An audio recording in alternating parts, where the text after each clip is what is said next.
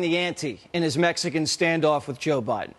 He accuses the sitting president of violating his constitutional oath and dereliction of duty, and announced that he will be exercising the full and total power of the state of Texas, and will be declaring that the state is being invaded by a foreign power and will use all and any means necessary to defend themselves. National correspondent Bill Malusion joins me from L.A. Bill. Yeah, Jesse, Texas Governor Greg Abbott essentially gave the finger to the feds today. He announced in a statement that Texas has a right to defend itself against invasion, and he says the Biden administration has simply refused to enforce federal immigration law. Abbott said in part, quote, "The federal government has broken the compact between the United States and the states.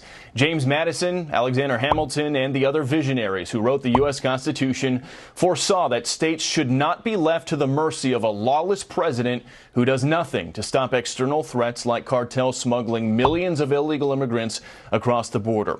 And as details of a potential Senate agreement on border security begin to leak that would allow up to 5,000 illegal crossings per day, Texas Senator Ted Cruz says those initial details are completely unacceptable. This supplemental bill is a kamikaze plane in a box canyon with no exit, headed for a train wreck. Negotiating with Chuck Schumer on securing the border is like putting Hannibal Lecter in charge of a Go Vegan ad campaign.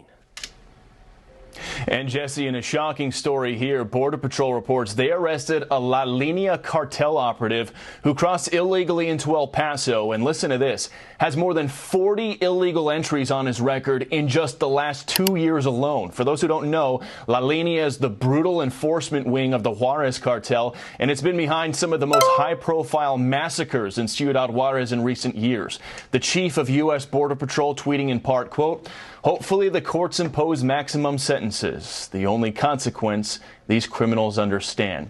And Jesse, that story right there just goes to show everything that's wrong with our border right now. This cartel operative has crossed into the U.S. illegally more than 40 times in 2 years, and up to now has apparently faced little to no consequences, even though illegal reentry is a federal felony punishable